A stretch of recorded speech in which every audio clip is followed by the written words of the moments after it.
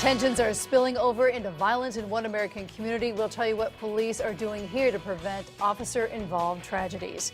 Good evening, I'm Ann Nyberg. I'm Darren Kramer. Those protests in Ferguson, Missouri exploded overnight with the shooting of 2 police officers. Both those officers suffered non-life-threatening injuries and are out of the hospital tonight. Police have been questioning several people, but no arrests there yet. Organizers of the protest, which was supposed to be peaceful, are calling the shooting senseless.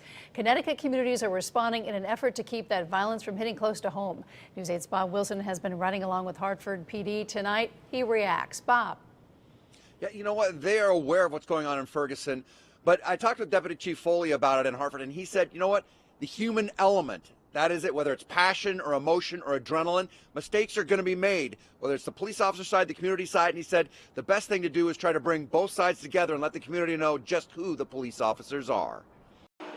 Officers on the beat in Hartford are aware of what's going on in Ferguson, and that's why tonight they're alert on the streets. We're obviously trying to work on officer safety and have our officers always be aware of their surroundings, be vigilant and backing each other up, and always communicating with other units and dispatch as to where they are. But they also have been out working to make sure that the same thing doesn't happen in Hartford, talking to people at bus stops, on sidewalks, and in stores, trying to get to know the community and their problems. Well, it was the back motion sensor, wasn't it? But there's the front door and also the back.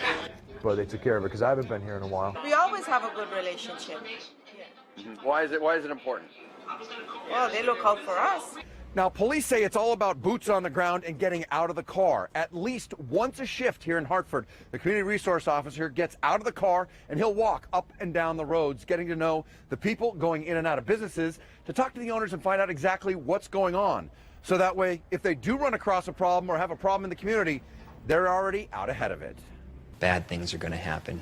Incidents are going to happen. We know that. So you need to have everything in place. You need to be involved with your community. You need to already be having discussions with your community. For example, last year, a Hartford police officer tased a man who had his hands up and appeared to be no threat after a street fight. Police cleared him of any wrongdoing, and activists in the community were hesitant but understanding because they knew the officer from his beat. But a lot of people did know that officer and had a lot of positive respect for him. At the same time, we had a lot of communication and respect with a bunch of our community activists, and we need them a lot more than they need us.